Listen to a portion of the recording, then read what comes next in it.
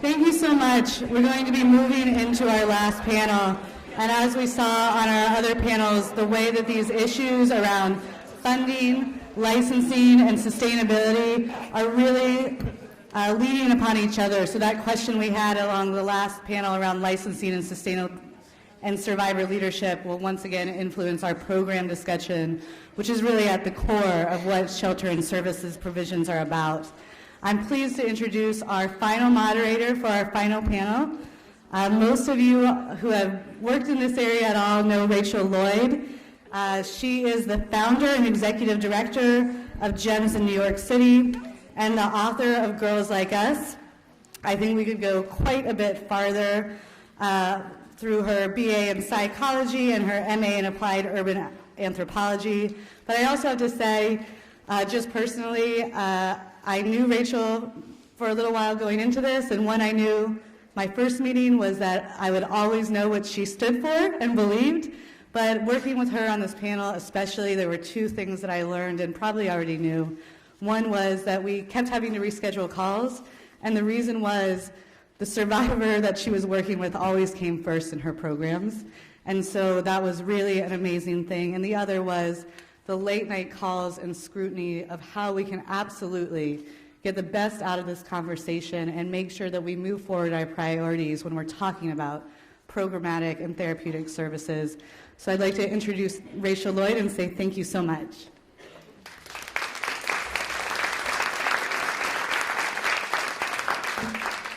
Thank you, Eliza. I don't know what you meant by you will always know what Rachel Lloyd thinks. No idea what that means.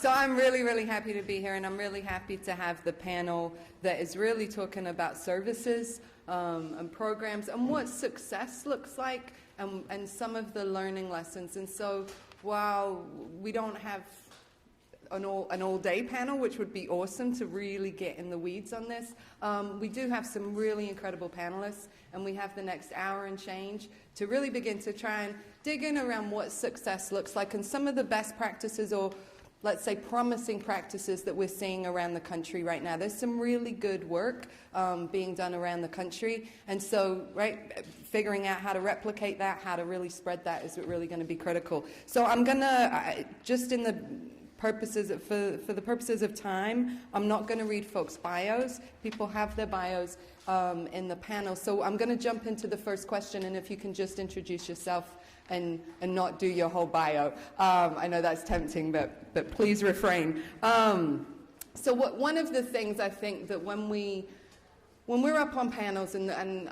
I do this as an executive director, and I'm proud of my program, we tend to talk about the things that we do well. We tend to talk about the good stuff and our successes and our outcomes and that kind of stuff. And so I think, though, what I've learned, where I've had the biggest learnings over the years, have been through the things that haven't worked so well and some of my failures and mistakes. And so we wanted to start off with a question that really kind of got to, what are the things that you've learned the most from? What are the biggest learning lessons you have? You started out thinking, okay, we'll totally do this program, and then realized that that actually wasn't working, and then how you've managed to address that. So we can start going this way. So Suzanne. All right, thank you, Rachel.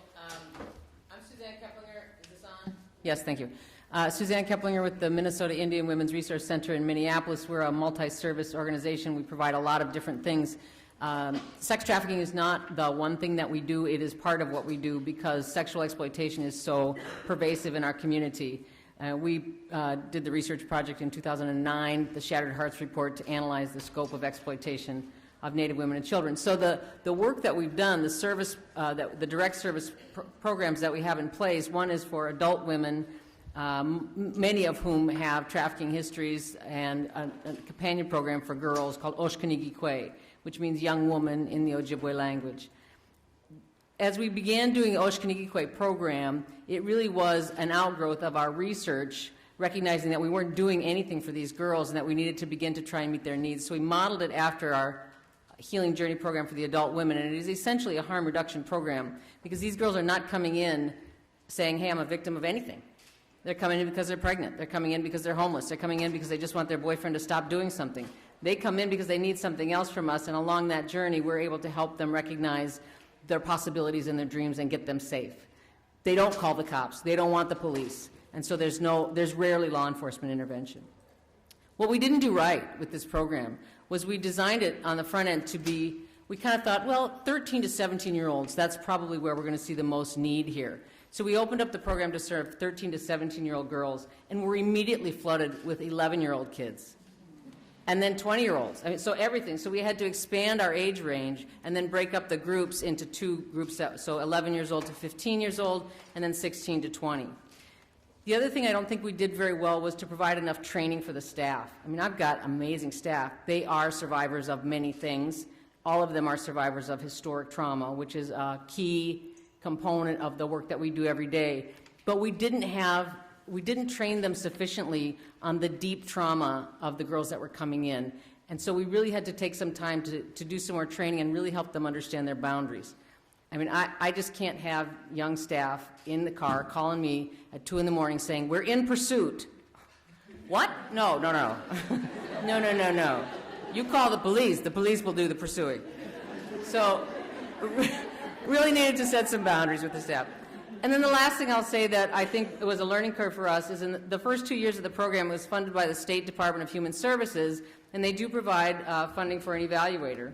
And we contracted with a mainstream evaluation agency, and the girls would look at the evaluation forms and go, "Well, this is stupid. I'm not filling this out." And so then we hired Sandy Pierce, Dr. Alexandra Pierce, who is the author of our Shattered Hearts report, and she developed the evaluation form, and now we get good evaluation outcomes because she knows what the girls will respond to. So that's it. Okay, I thought this was going to be one of these rah-rah panels where we get to talk about how great things are. God, Rachel, throw a curve right off the bat. I think that the most important lesson was mentioned in the last panel, and that was there is no cookie-cutter approach. And I would like to say that I am with Dennis Morrow. I ran a program in 1986 that was amazingly successful for a group of young women, and it completely disappeared, and we got back on the trail again about 6 years ago. My agency got back involved with trying to provide services for these young people, and of course had the best model design that you could possibly have, because we're all brilliant, right? And it has been a nightmare. I mean, and I mean that in the most positive way. It is the program that keeps me up at night. It is the program that worries me the most. It is the program that is the most high liability for my agency, and we serve over 2,500 young people a year. It is the biggest exposure that we have in terms of liability, and it is constantly changing. We've had to stop and start the program at least 3 times in the last 2 years. And not, I think, from the usual kind of issues. I mean, at first we thought, okay, we're a therapeutic milieu. Well, you've got staff members, very young, most of them, some survivors mixed in as well, once we could get them cleared by Department of Licensing, which was a bloody nightmare. We were getting calls at night that the staff were locked in the closet sobbing.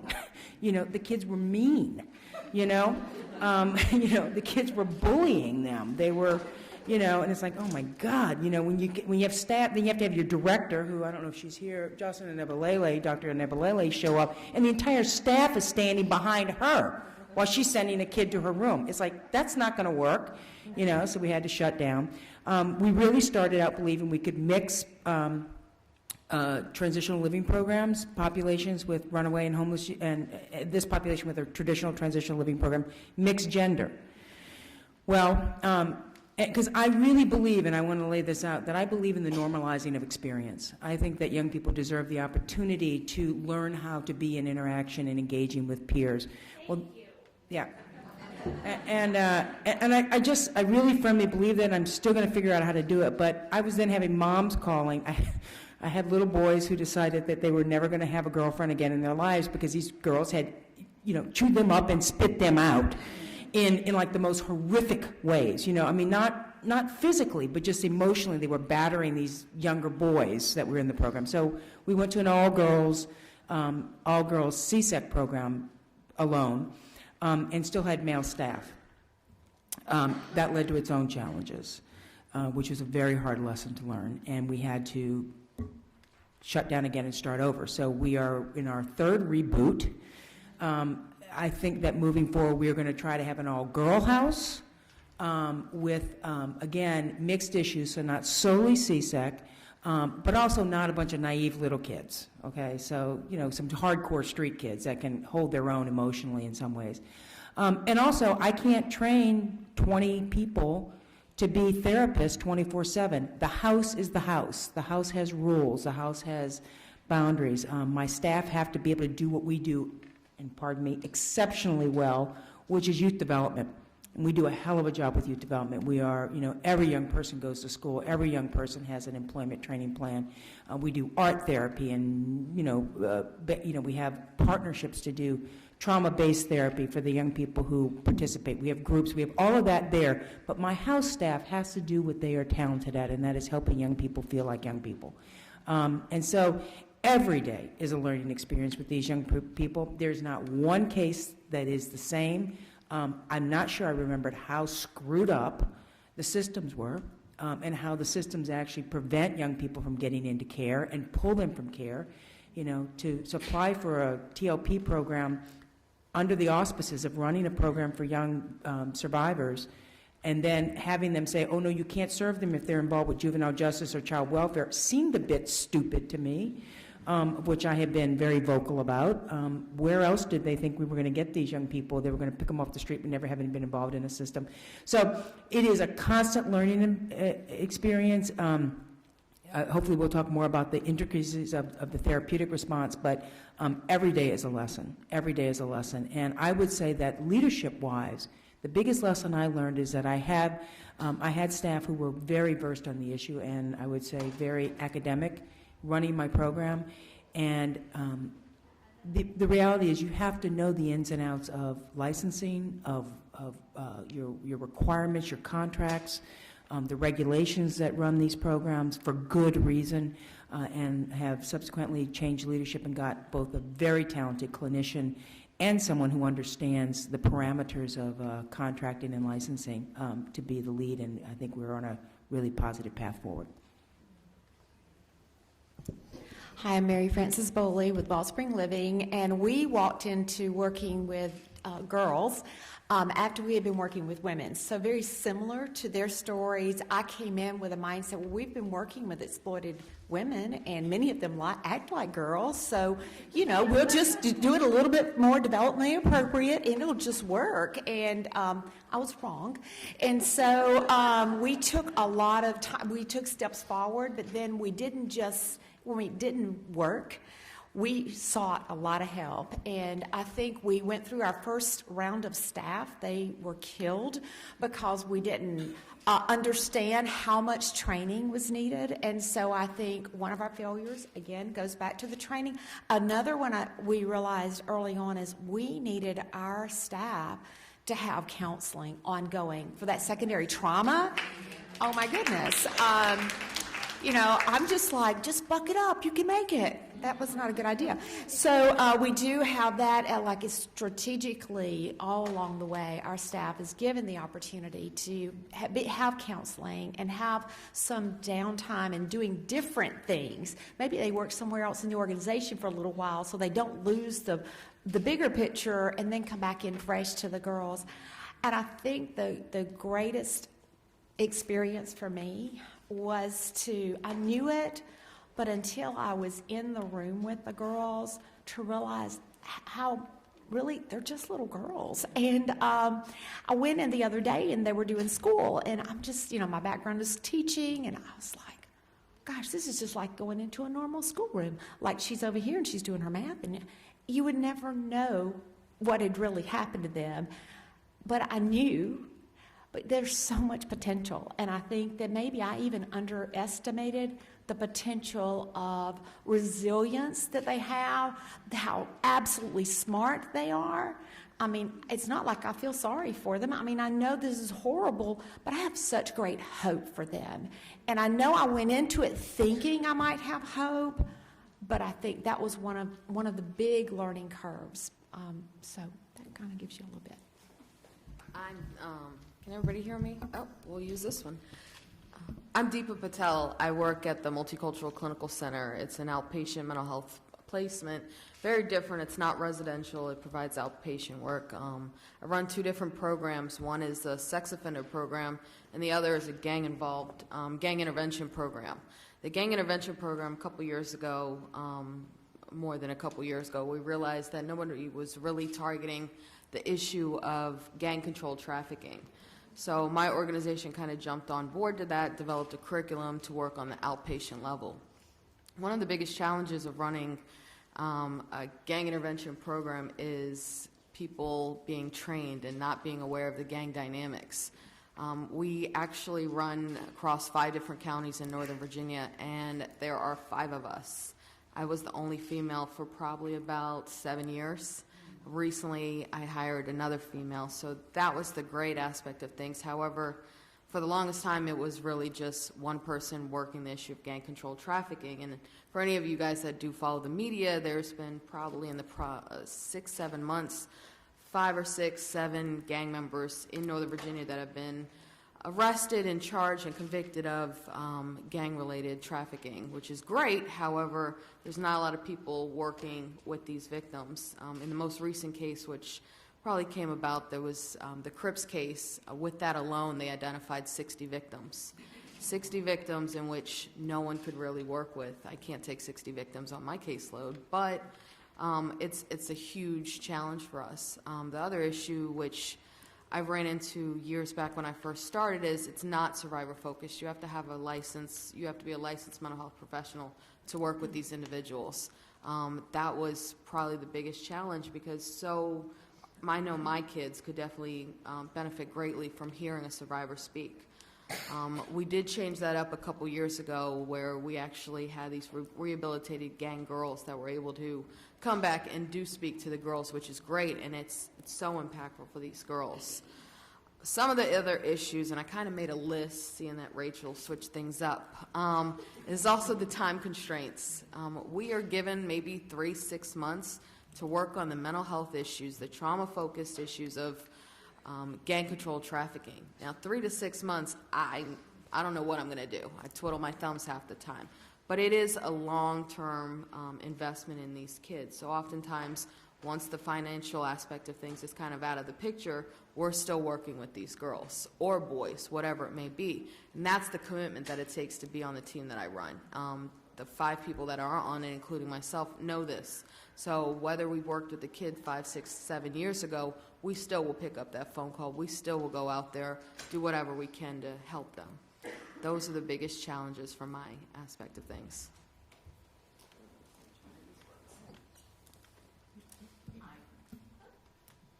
Hi, I'm Courtney Gaskins. I'm the program director for Youth for Tomorrow, which is located right outside of D.C. in Bristow, Virginia.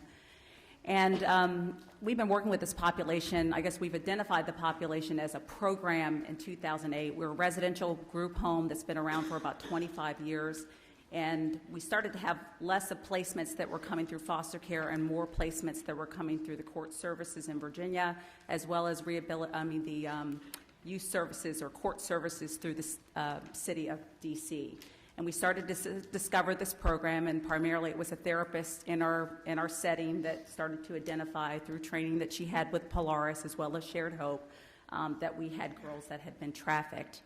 So we established a program called Girls on a Journey, and it's the same theme in terms of training. As we started to identify the program, for some reason my staff lost their mind, and I was the person out in the community in pursuit, so I knew things were not going the way that they should have been going.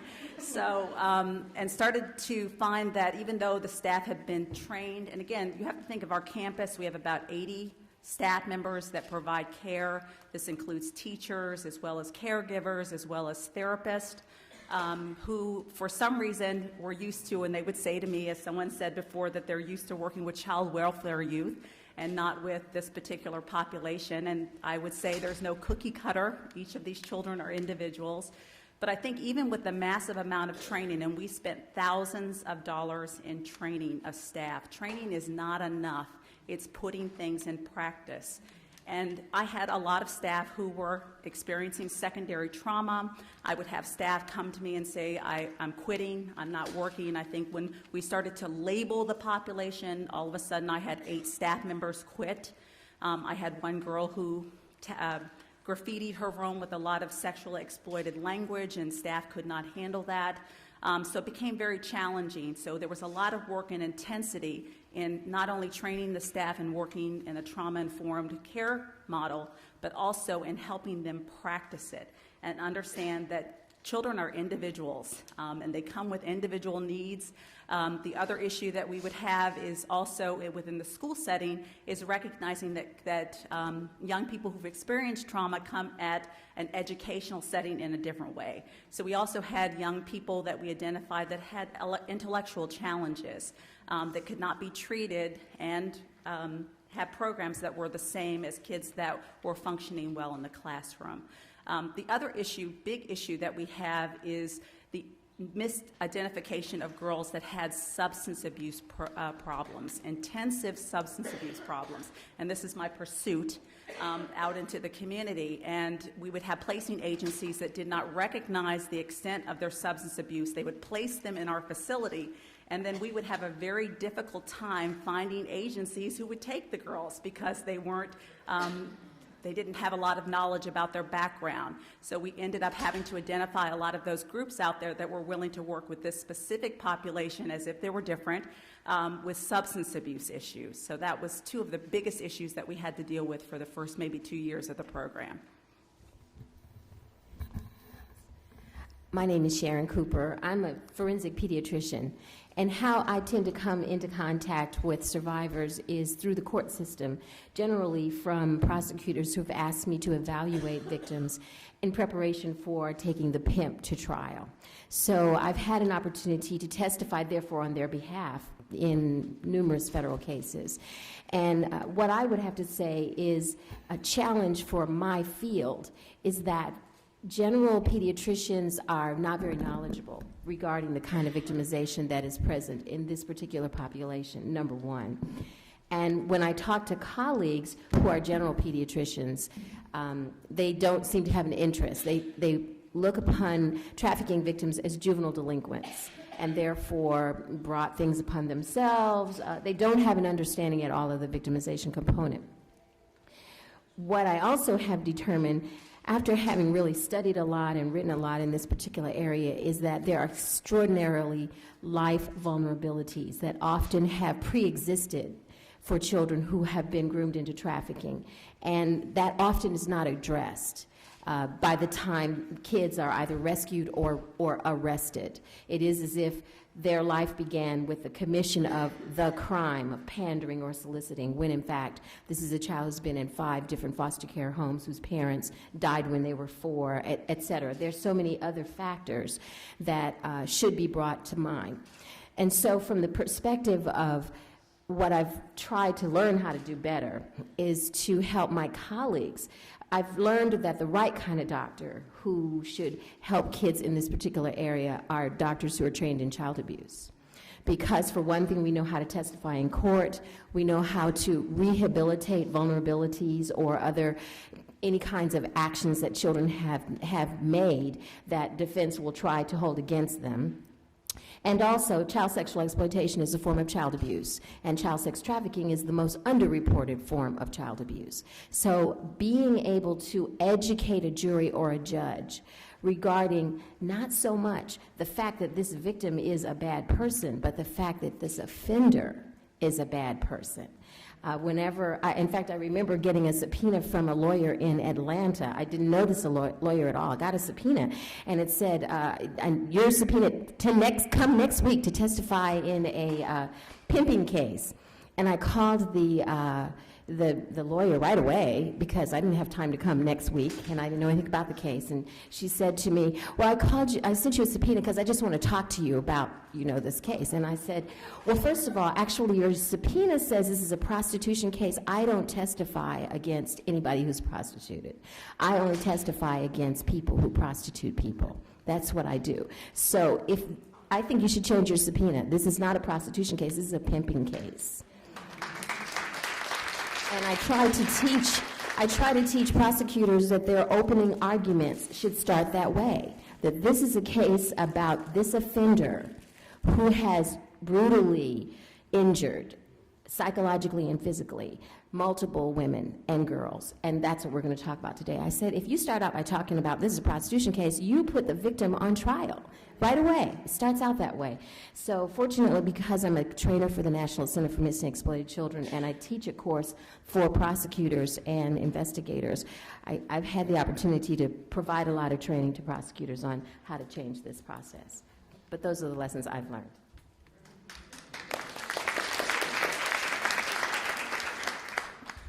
I'm Tina Frundt, and I'm the founder of Courtney's House here, based in D.C. We are a drop-in center. I'm also a survivor. We're a little different because we work with boys and girls who are trafficked, and that is our only population. So I'd like to get a shout-out really quickly to Mark, who's in the audience, who is a survivor as well. So with that said, so Courtney's House is the name of the organization. We did at one point have a group home that was named Shay's Place. And so I think my lesson in that was really great at the licensing process, great at the curriculums, funding. So because Courtney's House is a drop-in center, hotline as well, and we do street outreach, we never stopped any of our programs because they're ongoing. We had kids. So we continue to work with survivors, and we continued in the process of opening the group home. So the life lesson is that I try to do a whole lot at one time. Because if you're going to raise money for a group home, then I still have to raise money for the services we currently do. And so that's what I did. You know, I think I bit off a little bit more, but I think also it's about partnering and who you partner with as well. So I think the life lesson would be on the partnering side as well, and then securing funding first, because sometimes it's different. To be quite honest with you, on the funding is hard, because then you need a house, right, to fund. And then people don't want to give you money to fund when you don't have a house, right? You just have a property. I mean, good luck with that. Nothing's built on it. And it's hard. And so I think that part of the raising the money I thought might have been easier than it was. It's definitely, I thought, outside the box on having everything donated and people donating all of the material, everything we needed. I got the house redone and that was donated, so it was beautiful. But housing for paying your staff, because you still have certain, especially with licensing, you gotta hire people the rate that they're supposed to be made. I don't make the rate we're supposed to be made. So you have to do that, and that's what you're supposed to do with the licensing. There are certain licensing requirements. I think that was a lesson in that, and to stay in your lane. Do what you're really well at and partner with others using your curriculum, because curriculum is our strong point at Courtney's House as well. And then our survivors who don't have a high turnover rate at our drop-in centers, unconditional. It's very different from what you think a drop-in center is. It is our survivors that we currently work with who do have homes. You know, 50% of our parents are actually referring our girls, which is why we have parent support groups at Courtney's House. And then our boys are actually 100% in foster care. So, you know, and we work with boys. And our boys come to groups. So I need to understand that we don't switch that piece out. And I think this time around, I would definitely work with someone to have housing for boys, because I can't place them anywhere. They're in the foster care system, and they're being exploited inside, and there is no housing specialized for boys who are trafficked at all. And so with us, we find it actually easy working with boys. So I actually have a different end to that. It's actually easy to us because that was what we always worked with, and we understood it. And boys actually bring their friends. Girls don't, right? Boys are on time on appointments. Girls aren't. Hey, they come 3 days later at 3 o'clock. Right? But it's really different. It's because the sad part of that is because no one is offering them services. So they're seeking out services and wanting something that many people aren't. I'm not going to say no one, but many people aren't, and maybe they don't know how to get to those services. So I would definitely keep with what we're doing and partner next time around on the housing and the raising money piece. Is a big piece. I know you heard in the last panel how much it costs, the operating costs, and that's just really staff. They're talking about that $400,000. That's just staff. Not all the extra emergencies and all the other ramifications, which would be school. We didn't even include all of those as well. So I'm just thinking about each and every part of running a house, not just the girls inside it and the curriculum inside it. It's the overall.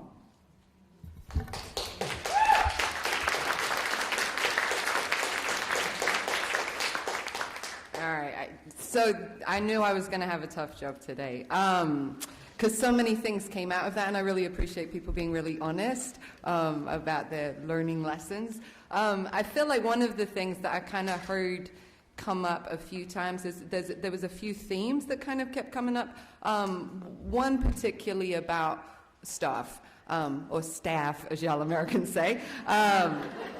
So I'd like to just have a couple of people maybe talk about kind of what you're looking for when you're hiring staff, because there are some things that can be taught, and then there are some things that can't. And so, right, and I think what it's, I mean, obviously the training piece is really, really critical, whoever you're hiring. But, right, the success of a program really rests not on, right, the fanciness of the program, but on the people who are in the program. People connect to people, not programs. And so I don't know if anybody just wants to jump in and talk about just a few of the qualities that you're really looking for when you hire. So Suzanne, and then okay, so everyone, real quick. Well, just briefly, for us, it's really important that we hire from the community, that we're hiring American Indian women, that we're hiring people who understand both urban Indian populations and what's going on the reservations, and that they have a deep understanding of their own experience as a Native person in this land. And that often involves a lot of historic trauma and multi-generational trauma. So it really has to be someone from the community to do this work. Well, I would agree with that in terms of doing outreach to find staff members who are both survivors, but also those that are kind of from the community in which we live. We get calls all the time, people they want a job, and they want a job with that program. And it's an interesting filtering process to figure out the individuals that have enough sense of self, I'll be honest with you, sense of self and kind of grounded individuals that can then be there for other young people. You really have to find people who are there and understand just enough about dynamics, if you will, to understand that these young people are in pain and they're going to lash out, and there's nothing personal about it. But when I got someone whipping off a coat, because some kid calls them a, effing whatever, I can't have it. That's when it becomes about them. So people who can understand the kind of pain they're going through, and that whatever they're lashing out really means, to be honest with you, in my work, and I worked direct line service for years, it meant that they trusted me enough and I was safe enough that they could just let it rip, and that I wasn't going away no matter what they do. And so you can't be afraid. And you also have to be warm enough and authentic enough to recognize young people's vulnerability. I mean, the same girl who's calling you an effing bitch, last night is wanting you to color the Easter duckies with her the next day. And you got to be able to roll with that. You can't say, "Are you nuts? You owe me an apology. We're not doing this until you." And so, there's a sense of self and a sense of professionalism that gives you just enough distance to take care of yourself and recognize an individual's, the other person as the one in need, and that they're not really responding to you, they're responding to their own trauma. So that's what I look for. I think one of the things that is so important in working with this population is that we have to realize we have to be relationship driven, and we have to build trust, because everybody else that they've trusted has not followed through. And so one of the things that we have found to be very helpful is our staff interviews as a group team. It's because you have to have that dynamic within them, but whoever is coming on board with us has to spend a minimum of 24 hours with them. And where we get our best evaluations are from our girls. Mm-hmm. I mean, they can read right through somebody, and if they don't pass that, they don't come on staff. For my specific population, we get numerous referrals or numerous applications for somebody that wants to be a clinician or somebody that wants an internship, and we turn them down all the time, because one of the biggest factors that you have to work with gang control trafficking is you have to have that passion and desire and understand the gangs. If you do not understand the gangs, you are going to sabotage everything with the girls. So that is probably one of the biggest characteristics that we find for people. We have the funding, unlike other people. We have contracts. We just don't have the people to work with them, and that's the sad part. If we could have 10 counselors, 15 clinicians, that'd be great, but we can't because we don't have those people. I think one of the things that I found was that I had 8 staff leave, and I'm glad they left. I love my staff. I have great people. I have people that have sickness. I have people that have trauma, wonderful people, but do not need to work on my campus. So when I did become the director, there were 14 other people who left with them because I owe a responsibility, because part of trauma-informed care is that you do no further harm. I had a staff member right in front of me outside my window snatch a hat off of a child's head. That's something that you don't do in a trauma-informed care, and she left the next day. So I think those are the things, those are the responses that you have to have, because relationships are the key. And the reason why our girls come back to our campus to visit with us and help and ask us for help is because they've been able to establish that relationship. And you can have one person that says derogatory things, gossipy things that just ruin it for the campus. And I've been at this meeting for 4 hours and I haven't got a phone call. 3 years ago, that would not have been the case. And that's because I have reliable staff that I don't have to go in pursuit of these girls. I really appreciate the question about staff, because I find that medical staff can be sometimes your worst enemies. These are the kinds of patients that I sometimes don't tell my staff very much about before they come to see me, because they have because some medical staff just have very deeply ingrained prejudices and biases against patients. I remember one particular 12-year-old child that I had evaluated, and when I asked her, I had a medical resident with me at the time, when I asked her what was making her the most unhappy at this particular time, she commented on the fact that she was at a facility where everyone was calling her poor white trash. And I was totally incensed. The telephone lines just burned between me and the director of that program, and I said, you cannot denigrate patients. You cannot denigrate children. These are victims.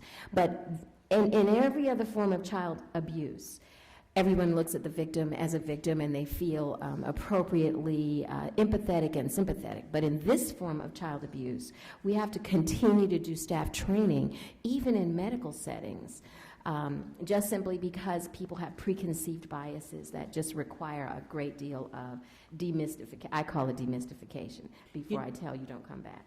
On that medical issue, we had to find the right emergency room to take young people to, because we were bringing these young people to Children's Hospital, and we actually had staff at the hospital put on an extra pair of gloves and say things like, you know what you're doing is wrong and nasty, and it's like, yep. Wow. I mean, we were on the phone there as well. And I just wanted to comment on team. My director in the back, Jocelyn, can attest to this, that the importance of team and the ability not to keep secrets, because these young people are smart and they have gotten by with a lot, and they know how to push our buttons, and they say, oh, this is just between you and I.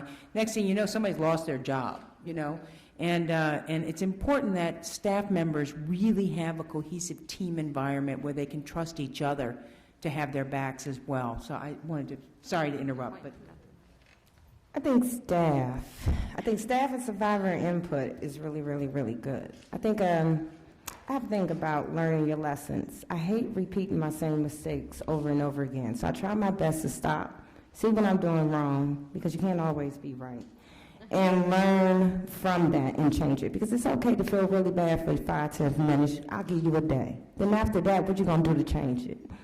So with that said, staff, at Courtney's house, staff who works directly with our survivors have to be a survivor of sexual assault, domestic violence, or sex trafficking. However, they also have to be in a good space. I didn't hear many talk about that.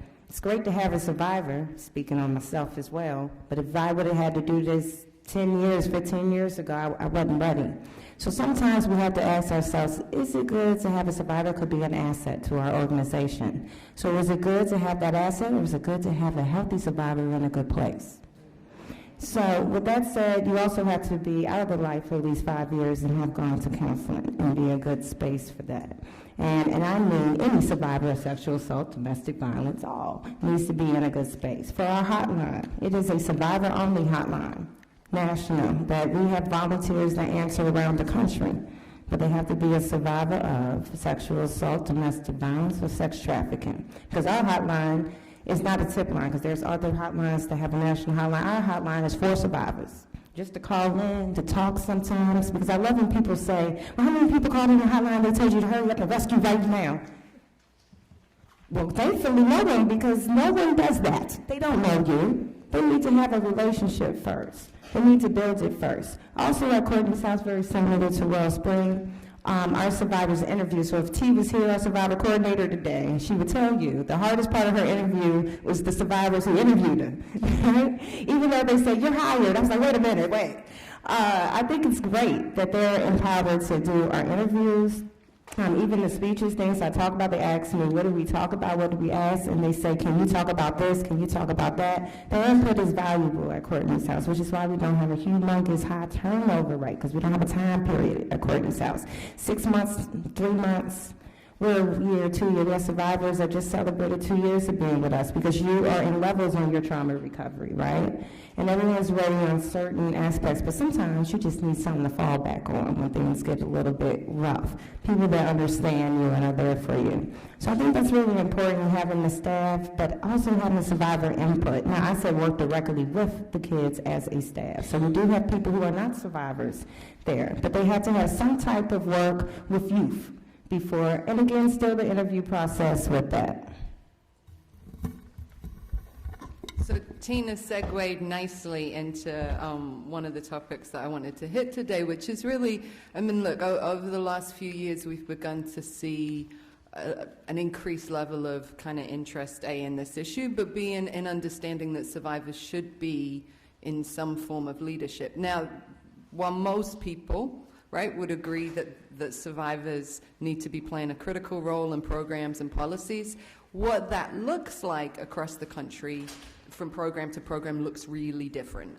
And so I don't know that we've reached a kind of consensus yet in the field about kind of what real survivor leadership looks like. And so I just want to kind of throw that out to the panel about kind of, I mean, and I appreciate Tina's kind of bringing up the concept of, right, because we use the term survivor, it can actually sometimes make allies who are often survivors. If you're an adult, you've probably survived something at this point, especially if you're a woman, right, are often survivors of many other things. They may not be survivors of commercial sexual exploitation and trafficking, but they're survivors of lots of other things. And so I guess a couple of questions. So how are you implementing survivor leadership? Do you have policies around survivor leadership? Tina just gave the example of kind of having to be out for 5 years, et cetera. And then how are you integrating survivors and allies who are also survivors of other things, probably? How do you do that as a team approach? I mean, you're all answering every question.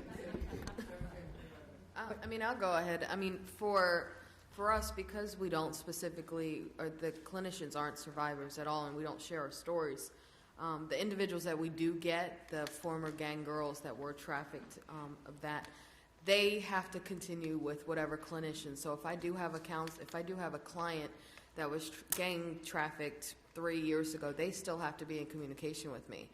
Once every probably 3 months, we do kind of a group activity. I get the girls together, and these are former gang girls with current gang girls, just for everybody to do an activity. I think a couple weeks ago, and I only say this because I haven't been to King's Dominion, which is this big amusement park in Virginia, but we went to King's Dominion probably 3 or 4 weeks ago for Halloween, and it was by far the best activity, because the new girls that were gang involved, they would never ever think of being in a room with a rival gang member and hearing their story. And for the former gang girls, for them to share their stories was healing in itself. So we always involve that with the girls I work with.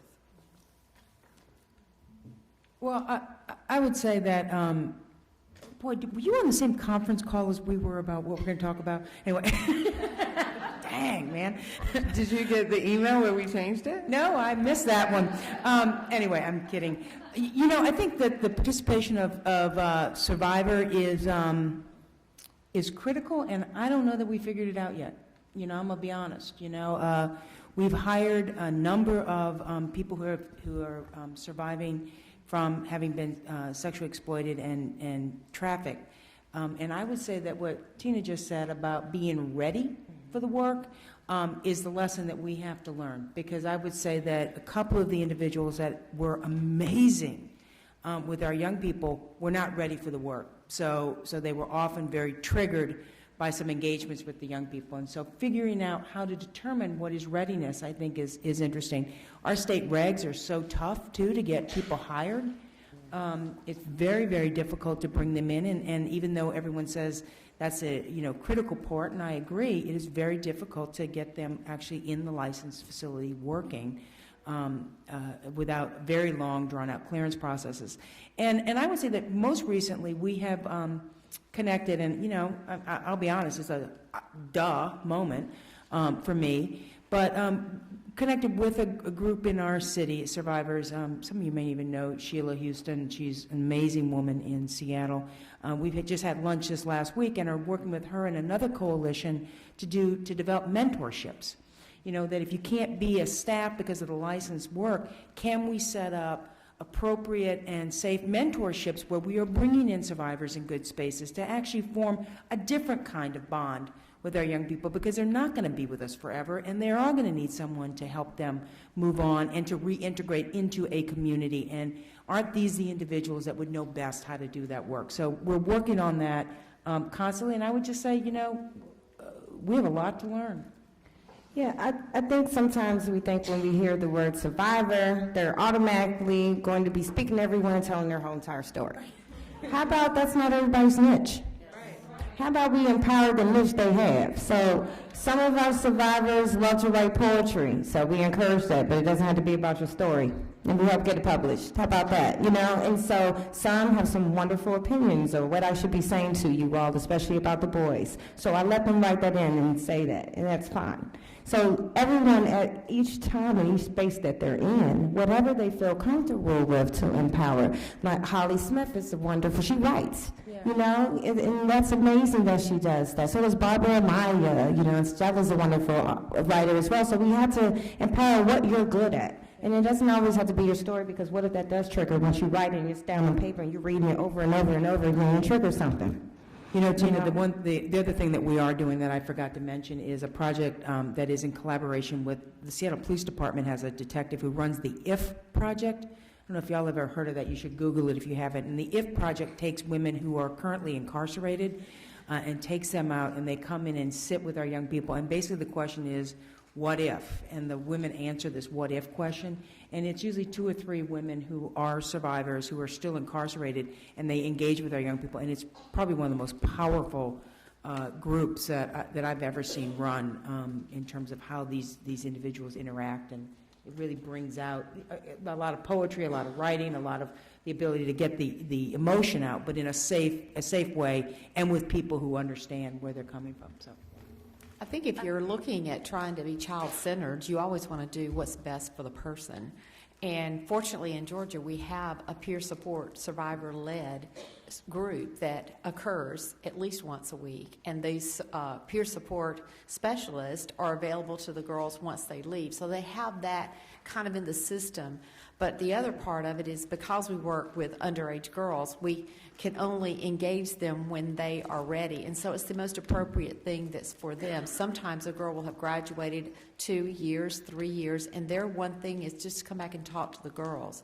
Or maybe one girl wanted to go into making scarves, and so we empowered her to begin to make scarves with someone else to create her own business. So I believe that the thing you want to always focus on when you're talking about engaging with survivors is you want to do it for what's best for her, not what's best for the organization. Or just because you want a survivor, you don't just do it. You really have to be always thinking about what's best for her. And I would just add that I don't know any Native woman who has not either personally experienced or someone in her family has experienced some form of gender-based violence. And we don't ask those questions when we're interviewing or when we're training people.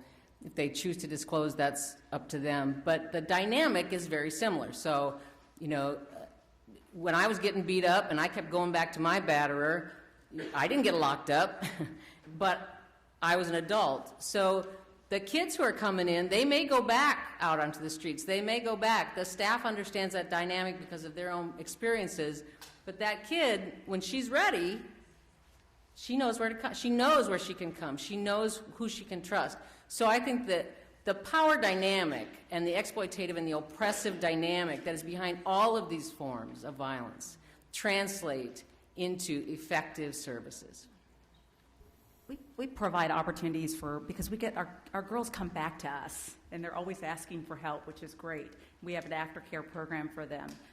And so when they're coming back, they want to tell their story, and not just to the girls that are on our campus that have been through this, but also to the other population that we have on our campus.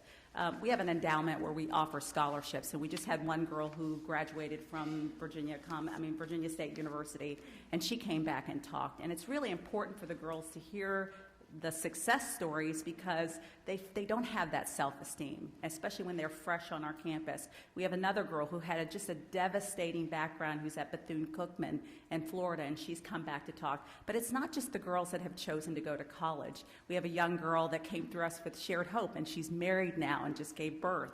And so she's come back and talked with her husband, who now works for us, about their experience. And we have one girl who lost her child. Her child was taken away from her, and she was a pregnant teen on our campus. And she's come back to talk about how that happened and how not to let that happen to you. And then we have a young girl who had 2 children, who was on our campus at the time that this was occurring to her. And she's come back and talked about how she successfully managed taking care of her children and working and going to school all at the same time. And those are important stories that our girls need to hear, as well as our other populations of young people and staff.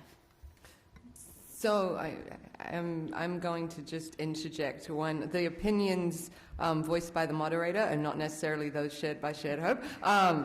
That's my disclaimer. No, I'll just say actually that I really appreciate people being honest about this is still an area that needs a lot of learning. I think my hope is that in a few years we'll be sitting on a panel like this and we'll be hearing people talk about the survivors that are employed in the administrative and fiscal departments and the development and funding departments, and that we will see a continuum of survivor leadership and survivor employment and economic independence, because coming in and talking to a group is awesome, and girls absolutely need to hear from women and girls who've had their experiences, but that's probably not going to be economically sustainable to get paid for one group a week, and we want to see survivors economically independent and making real salaries. So I think that would just be my little side plug,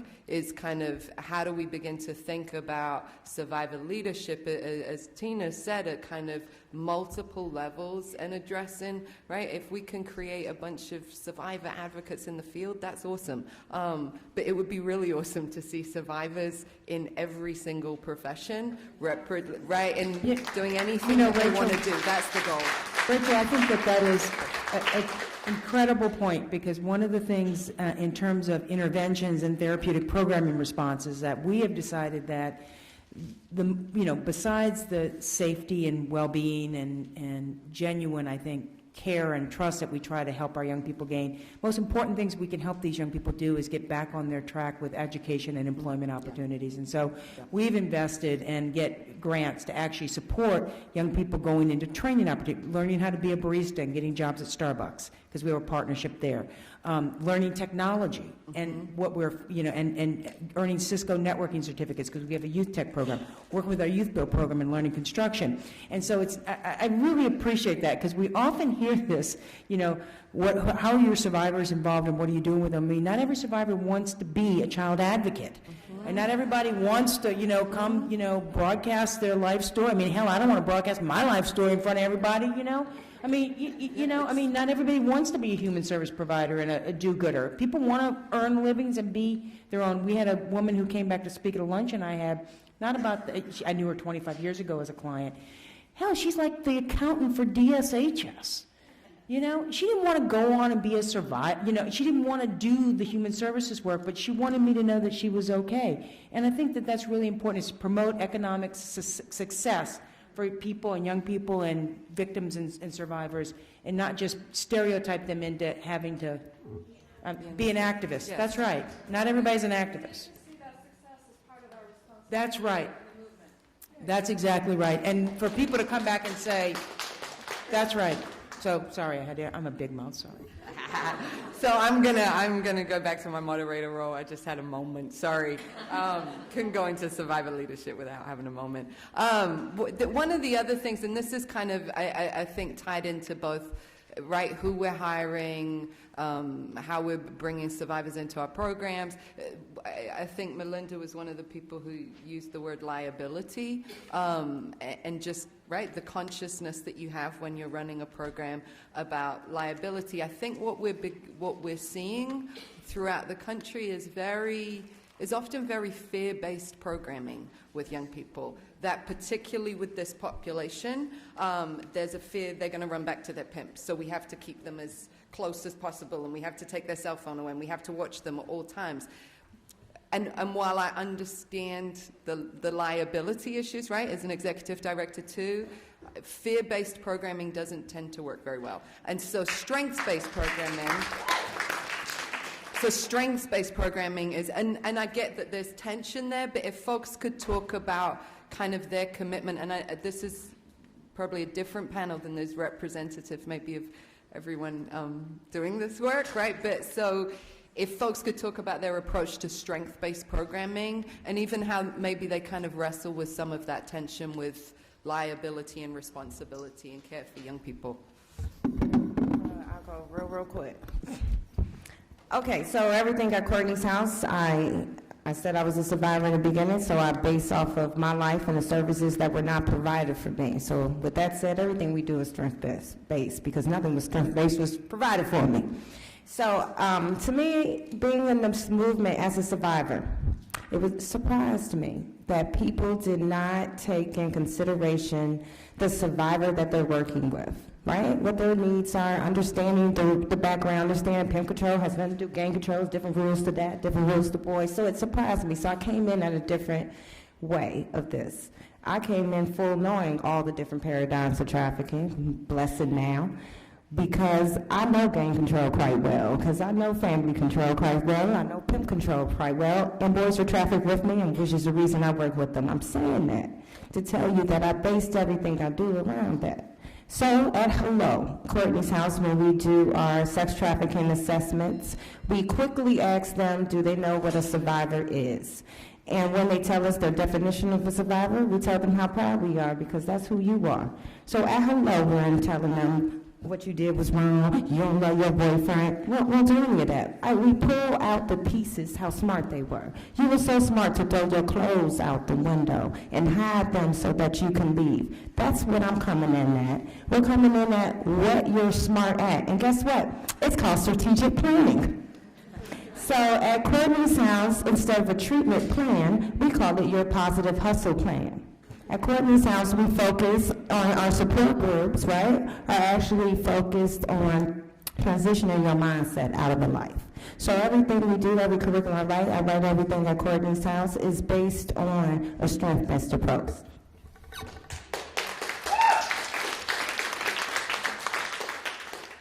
One of the things that I find I have to do, both with court systems and also with survivors, and those who are working with survivors, is to remind when people try to say that a 12, 13, or 14-year-old should have the same ability to make decisions as this 35 and 40-year-old guy. I find it necessary to remind not just that they're children and this is an adult, but that their brain development is not at the level of a 35-year-old. That research is something I testify about a lot, but I also mention it a lot to caregivers, to parents, to foster care parents, because there is this common victim-blaming slope that caregivers can slide into when children are not in residential treatment. And I tell, in order to make it more clear to these caregivers, I will usually say, we need to write a letter to the school so that she can get an individualized educational plan, because it appears that she has post-traumatic stress disorder. And this will cause her to appear as if she has ADHD, when in fact she's having intrusive thoughts many times a day in the classroom. This will interfere with her ability to learn like 35 other children in that classroom, and we have to help her. I believe that from a strength-based perspective, we need to give caregivers a plan in all different areas. Here's this child's educational plan, and this is how we should try to help her in that area. Here's her mental health state. We need to make sure she gets medicine if that's what she needs. And she has difficulty sleeping because she has such prominent anxiety. We have to give her tools for that. If not medicine, then some other means to be able to deal with her anxiety. And I think helping families to have, caregivers, agencies, to have realistic expectations for these children really is strength building for these children, because we're not telling the children you're broken. We're telling systems you need to have realistic expectations and don't set this child up for failure. I would like to just echo what Rachel said about setting up a system that is mirroring literally the oppression that they are experiencing on the street. So you've set up a system where you're really just replacing your program or your director with the pimp role, and I really, those kind of programs really scare me. And I mean, for a lot of reasons. But the thing that I think is, I heard a saying once, not recently, from a researcher that said, in programs that deal with young people who are experiencing trauma, runaway and homeless youth, you have to balance the need to heal with the need to thrive. And thriving is about being a young person. And so, one of our interventions is this barista training program. They have to go to school half the day, and then they get to go train as a barista. And the biggest thing that you see, and it's really primarily, it's open to all of my young people, but our young people who are exiting sex trafficking are really drawn to it. They do work in a coffee shop, and all you see is that you walk in the first day, and they're like, okay, what do you want, blah, blah, blah. And the whole idea is that they learn. By the end, they're there for like 6 weeks. Head up, Melinda, you want your usual? That kind of confidence and the self-efficacy that they begin to take control of is really what we should be emphasizing in our programs, so that these young people know that they have the ability to take charge of their lives, and they can learn skills that will take care of themselves in long term. And that's what we should be emphasizing, along with trauma and for young people who have anxiety and all of that stuff. But if we don't do that, we're not doing anything, in my opinion. I guess if I can think about the mistakes that we made in the very beginning, as we sought out the advice of law enforcement and the FBI, and I love law enforcement, I love the FBI, but they don't run programs. Amen. And so oftentimes they would, bring a sense of fear to the whole dynamic, and I would have been better off if I'd had a closed-door session with them, but I had 8 other staff members here that heard the same thing. But I think one of the things that I learned from a program that we did with Cornell University, the CARE model, which was all about sometimes you have to overlook inappropriate behaviors. And just understand that some of these young girls that come to us are more mature than some of my staff. So you have to get past that. And I think one of the things that we try to do now with staff is really focus in on, it's not about the consequences. I think oftentimes our young people already have that natural consequence that has already occurred. So it's not to keep taking things away from them as if to say that's going to help them grow and develop. I learned from making mistakes. So I think that's a huge part of what we have to do. Oftentimes that does present an issue of security and opens us up to liability. But the FBI told me when I opened this program we were going to have pimps roll up on our campus and they were going to take your girl and every other girl there. And in the 6 years that we've had this program, we haven't had that happen. I know specifically with working with gangs, one of the biggest strategies and one of the biggest, tools that we use is we never tell the kids, you got to leave the gang. To them, this gang is something they've been ingrained and enmeshed with. These are their families. Using a strength-based approach, you find those tools, you find their strengths, whatever it may be, and you use those to the fullest. They wanna be a counselor, they want to tell a story, let them tell a story. They want to go out there and build something, let them build something. They want to paint, fine, do it. But you build on those things without dropping out their family. That's extremely important for us. You know, what we've seen with strength-based, we do solution-focused when there are consequences involved using strength-based. And they're so used to the punitive way of being treated that when you go in that direction, they're shocked. And they really do respond well from that. The strength-based has also helped us to understand, as we watch them develop over time using this approach, they don't realize even the strengths within them. They're developing that identity that's going to make them strong for life. And academically, the way we work is a personalized approach. So if a girl wants to come in and all she wants to do one day is math, let her have that voice, and she decides to do that, and she gets that success feeling from doing math, then maybe the next day she's going to appropriate her energy towards something she doesn't feel is successful for. So I feel like if you help them have a measure of success in the area where they're strong, they'll tackle things that they never would have even considered tackling. So strength-based has been a huge part of the program that we work with. For the girls that we work with, culture is our strength, and reconnecting them with their culture, with their tribe, getting them to understand who they are as Native women, helping them go through ceremony, becoming a woman's ceremony, naming ceremonies. A lot of our urban Indian girls don't know who they are. They don't know where they come from. They don't know their people, and that's a very important part of their healing. And it's also really critical that for American Indian kids that they have culturally specific programs, because a lot of our girls, they won't go to another organization, or they'll go there and they'll leave. So there's a real particular cultural strength approach that we use, and it's not me, it's my staff. They know what to do, they know everything. But it's very important that they're being connected with their culture and their traditions through the elders and through ceremony and through having pride in who they are as young Native women. I'm trying to keep an eye on the time before we delve into... I'm good? Okay. I see things happening over there. I really appreciate actually that kind of attention to the strengths-based programming. I mean, I agree. I think that, right, as we help young people build on their successes, right, success comes. And I also think that, right, success in a program breeds more success. So when girls see other girls being successful, right, over time, that begins to, that positive peer culture. We talk a lot about kind of the negative impact of girls on other girls, and they're going to recruit, but, right, the positive relationships that girls and young women can form and support one another, I think is really critical. So now we're kind of on success. Just one last question, so you do get to say something good about your program and not just say about all the things you've learned. Tell me how you define success in your program and kind of what you're proudest of. Anyone? Go, Tina. Okay. Something I get to start on first. That's what I'm talking about.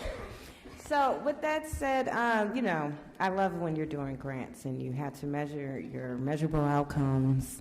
And I think it's different. So I think that when you get a survivor to come in at day one, that's a huge success. When you get them to show up on time, big success. We have a lot of survivors, and actually I was at the drop-in center the other day, and one of our girls were telling me how many years she's been there, a year, 2 years, from our kids, and they're like, no, I've been here a year, and it was awesome. It was awesome because that they continue to come, they continue to bring their friends, and they continue to see whatever they feel that they wanted to work on and change. And they're not in the life. I don't always see not being in the life as big success because it's 7, 8 times. It took me 10 years. 10 years without programs. And my step may have been that I didn't have a pimp. That was a big step for me.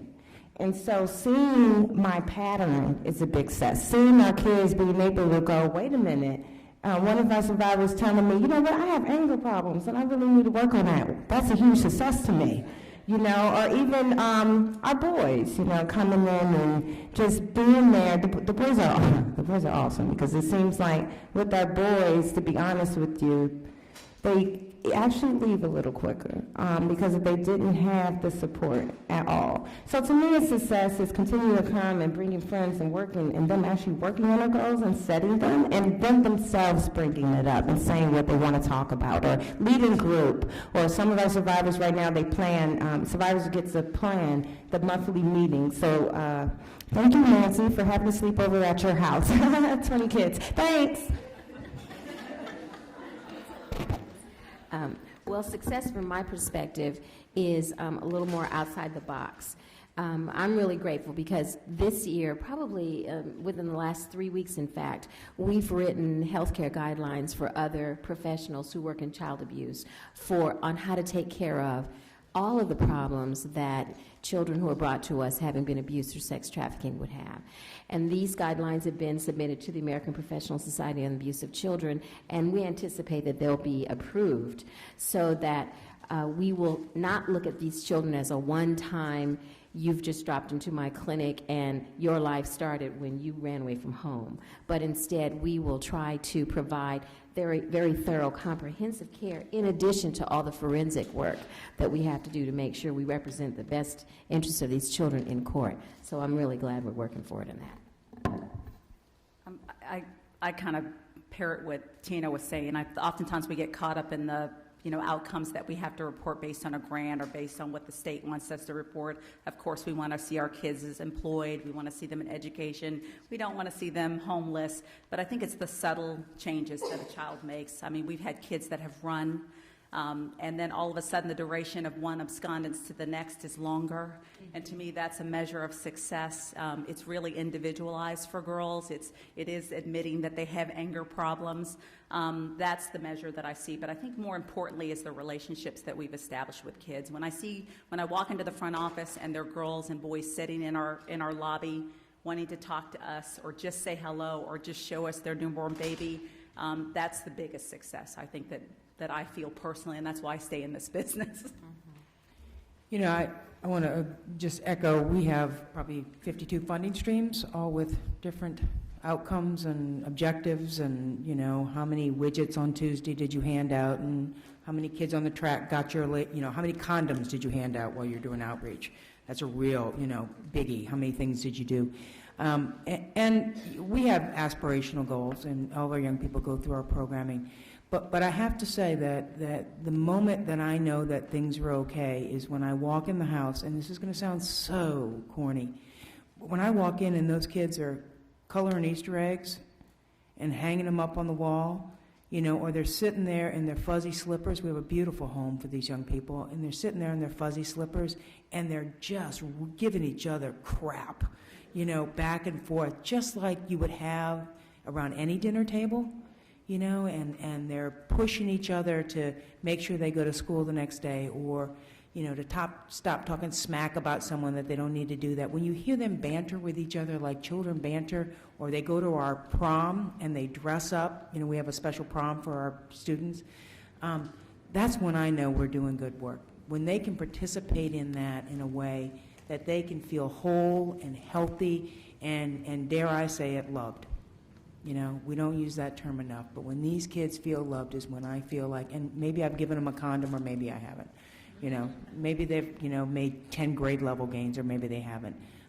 But that's when I feel most successful, and so that sounds really,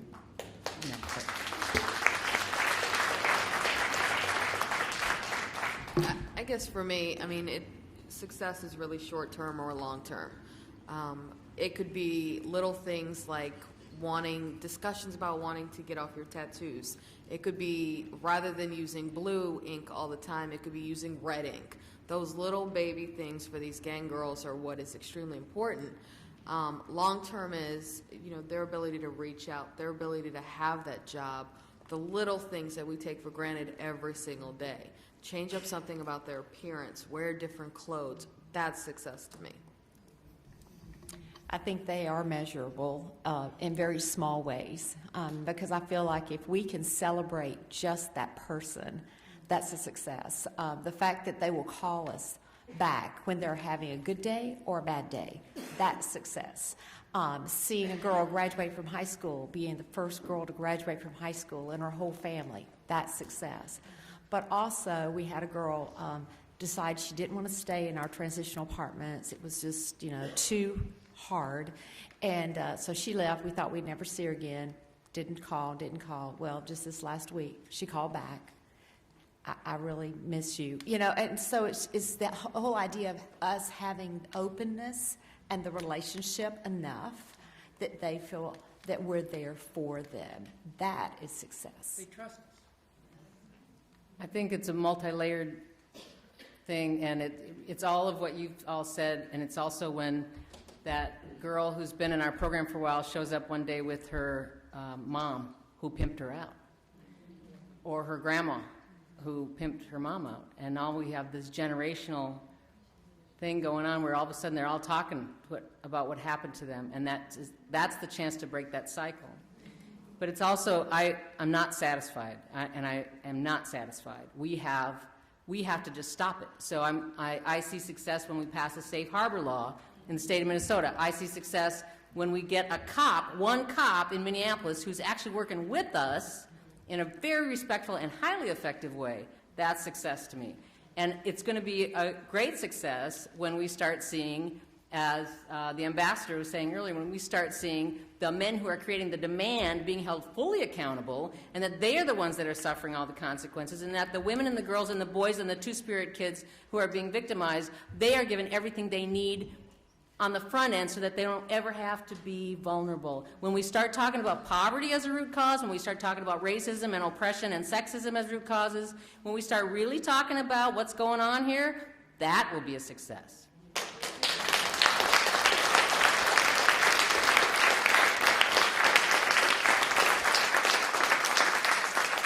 Like church up in here. People are like, amen. Yes. I mean, look, I have to unfortunately bring this panel to an end. I want to just say thank you so much to our incredible panelists for... I do? Okay. So I actually have 10 minutes. I've been given 10 minutes for questions from the audience. So go ahead, first person, Carol.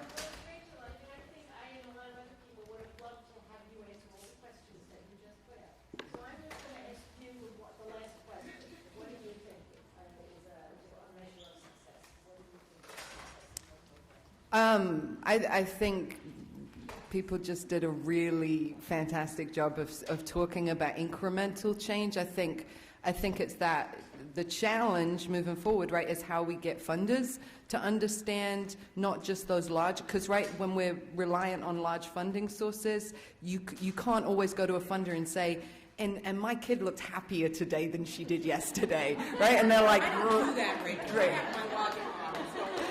right. So I think it's how do we shift funders to understand, right? I mean and we have seen some shift, but with funders who aren't just focused on those very hardcore concrete outcomes. One of the things that we use is the stages of change model, so we can actually measure, right, pre-contemplative, contemplative, preparation. So right, she came in a pre-contemplative stage, and we use that around all of our programming, so education, employment. So I want to go to school, I don't need to go to school.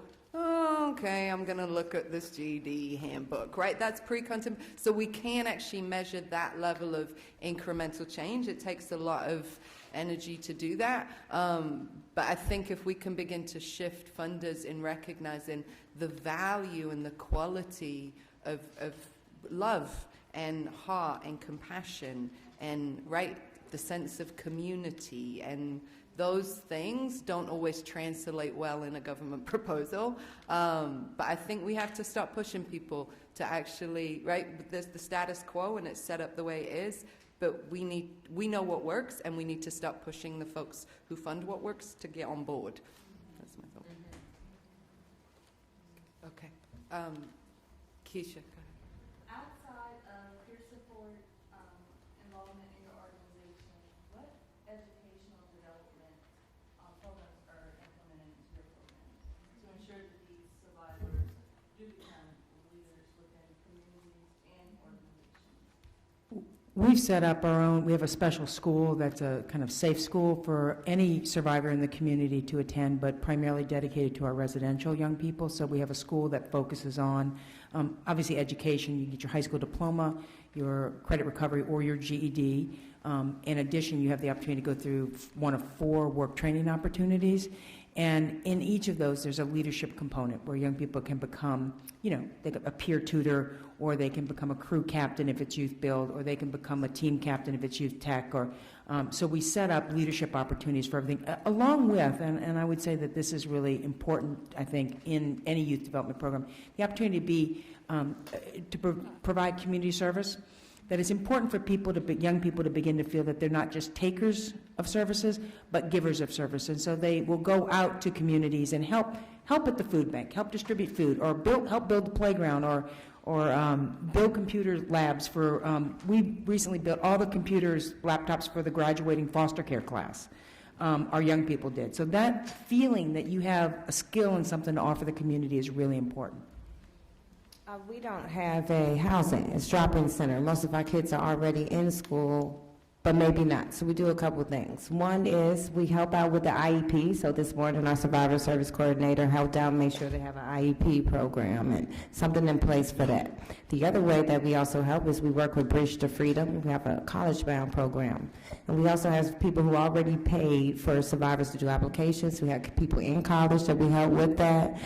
We have a tutoring program as well. And then some kids actually shouldn't be. Sometimes they're put on probation in our area, and the requirement is to return to school when you're on probation.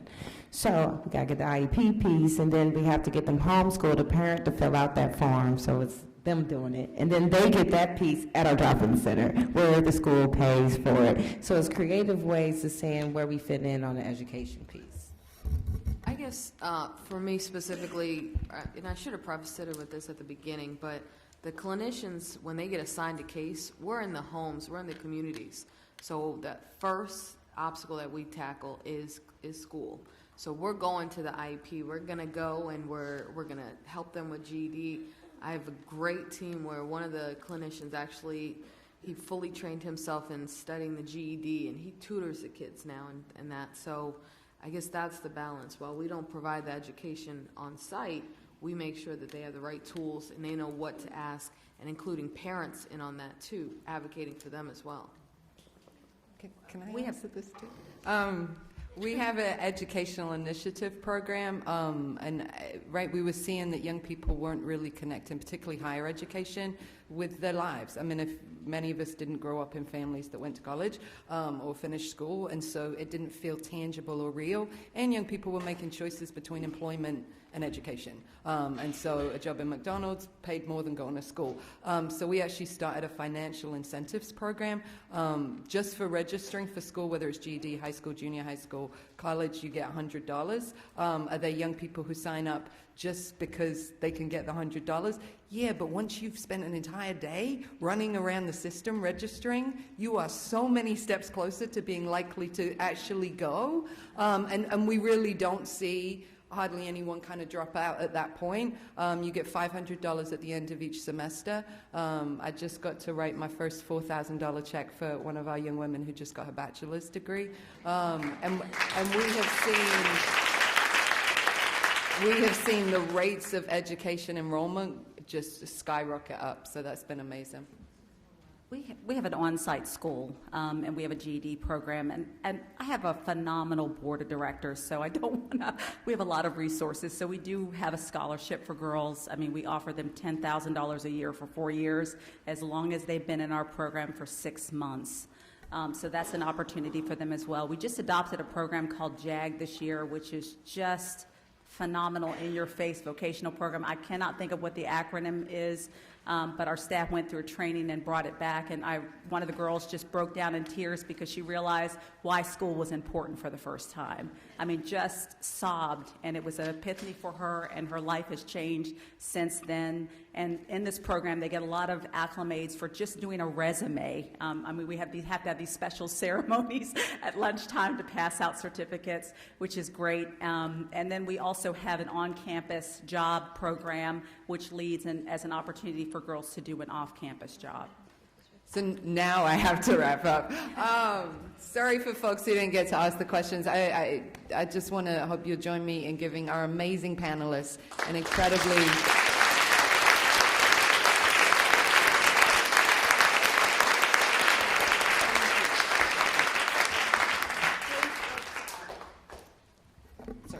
I know, we're in Congress and we saw move mics around and the technology doesn't work. Isn't that amazing? Thank you. I just think of the wisdom and experience in this panel, and it's pretty amazing what you've done. And I really thank all of you because I know how much sacrifice and actually maybe a little bit of illness you've had to jump over to get here. But I truly do appreciate it.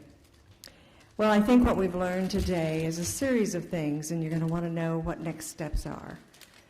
We would not have had this kind of a convening just a very few years ago to deal with domestic minor sex traffic victims because we weren't identifying them in society, and there wouldn't have been the ability or the permission for some of us.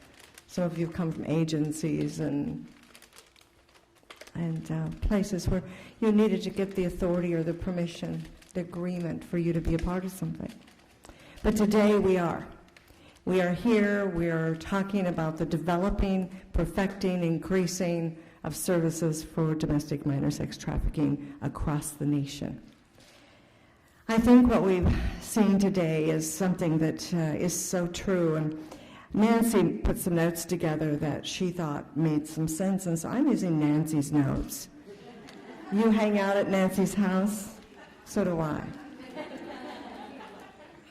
Nancy is also my pseudo-writer. She's better than I am, and when I'm writing sometimes, I started realizing when she was perfecting, she was a lot better than me. And so I just said, oh, hey, you're going to write a lot of the things I write or need to write. And so she and I do most of Shared Hope's writing together. Well, first of all, there's room for multiple models of shelters and programs. I think we have consensus there. But I would hope we still have consensus on this. There are core guiding principles to inform the development of shelter programs. And you started hearing when there was just something that hit home. We all affirmed those guiding principles. Shelters need to be a place kids want to go, not run from. We can't rely on government funding or other single-source funding. We have to have a breeding of funds from multiple sources. Survivor involvement is key to a successful program.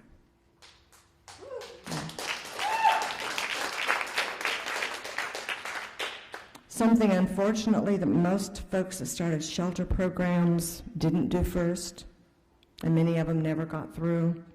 Understanding the child welfare system is critical to working with sex trafficking victims. Programs must empower survivors to excel in all areas, not just human services. I was thinking, many of you know each other, but at Shared Hope International's corporate offices, you don't know who's a survivor and who isn't, because they might be the accountant after 14 years, or they might be in the accounting department. They might be the person answering the phone. They might be the PR person. You do not know. You're welcome to ask them. They'll tell you if they want to give you their story, if they have one. A lot of people were never in this. They just were called to it, but many were, and they were called to it because of something inside of them. And eventually, they might tell us, and they might not ever want it to be a part of their public life. Boys need to be acknowledged as victims, survivors.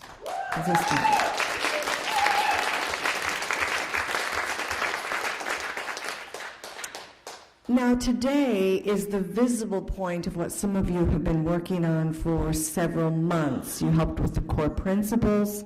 You helped develop the strategy of this day. You will be reviewing the documents coming out of this, and we'll expand to you that are in the room and those that filled out the documents and answered all of those 60-some miserable questions. This isn't a one-time conversation. We will produce a colloquium report. Most of you will at some point, or at least a big percentage of you, will be reviewing that report before it becomes very public. So we're really sure. It will not be everything. It will be a line in time of what we together have come up with that we think we need to do. I use the word standards, and I don't know, best practices, whatever. It's what we've got right now. It's what we're doing now, and it's what we've determined together we need to do. Is it Yammer? Is it the Yammer? Yeah, I don't ever keep up with that. The Yammer side will help us keep talking. Our ultimate goal, though, is to end up with some principles we all agree to.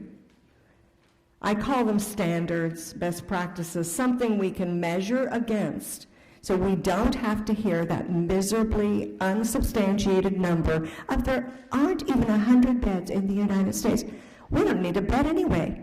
We need a therapeutic arms behind the door before any kid gets in there. When they walk in, they can sleep on the floor for all I care if they've got the right people in the room that are trained in the right way. I do want them to have a bed. I do. We intend to be fairly rapid with this process, thorough but rapid, and several of you have done so much work already, many of the panelists today and many of you in this room. We will try to publish and get a review of the government entities involved by mid-January. Again, you've done a lot of work already. Those 60 questions weren't just pulled out of a paper bag that we all dumped them in. They were worked on pretty well by, pretty aggressively.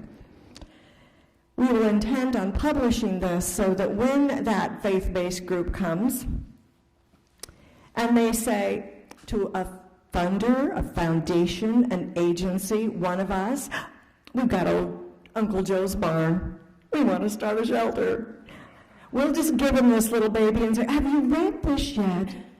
These are the things that you need to do to get your licenses. Do you know it's kidnap to take a kid without a license in most states? Really? What are the ages you're going to take? Oh, we're just going to love on them all. Oh, no. Nobody wants to be touched without permission. And by the way, you can't touch any kid in this state without permission, or that's child molestation. Even if you feel good about it in your heart, it's not legal. But maybe we're a little kinder than that, and we think that inside our hearts. And we say, oh, we've got this tool for you. And if you just read through this, you're going to be able to lay a plan, and the best plan is what these girls deserve. If you're going to create a corporate plan or a plan for a business, you take sometimes months, years to create it. These services for these children are just as important, and these children are do due diligence or don't do anything. Now that is what I'm going to say.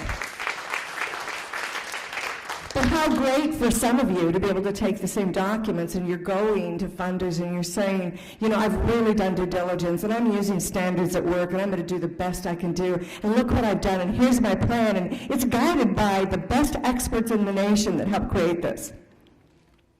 I think they're going to have a better chance of getting funded. And I think we will increase the funding. Now, I'm not sure what's going to come out of all this. But I truly believe that a lot of the services, as I said, are there by training existent providers, the existing systems. I'm not saying instead of. We don't have a choice of just doing instead of. It's all of the above. Whether it's homeless youth systems, and I loved hearing, I was wondering if you were in the room when the secretary was talking about that. Wasn't that cool? I thought you were going to sit up and go, yeah. I thought you probably would, but I couldn't see you. I was going to do it with you. But that has to happen too, and I think what's going to happen is we're going to be able to have information from what you've given that we can actually then put together an orchestrated effort for some of us to go to the highest levels of your state and work down from there, from your governor, your agency heads, etc., and start establishing some of these as practices. And then when you talk about it as providers at different levels, they'll go, oh, we know about that.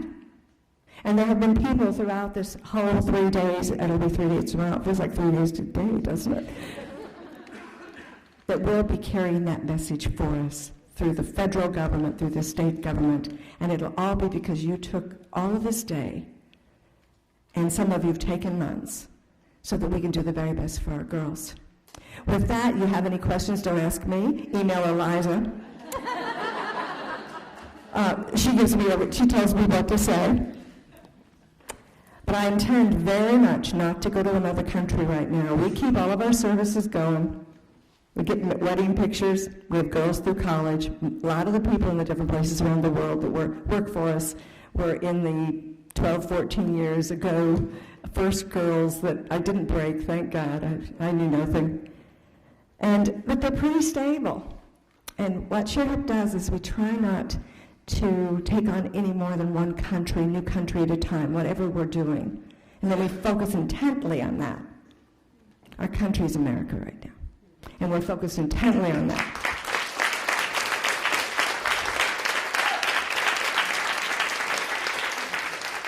But you figured out we didn't talk much because we're not the experts that most of you are. Rachel Lloyd has spent more time working with people than I would ever have.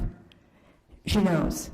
Dr. Cooper amazes me with her wisdom, her insight, and her just, gutsy, telling it like it is. These are people that will continue to be real important to us.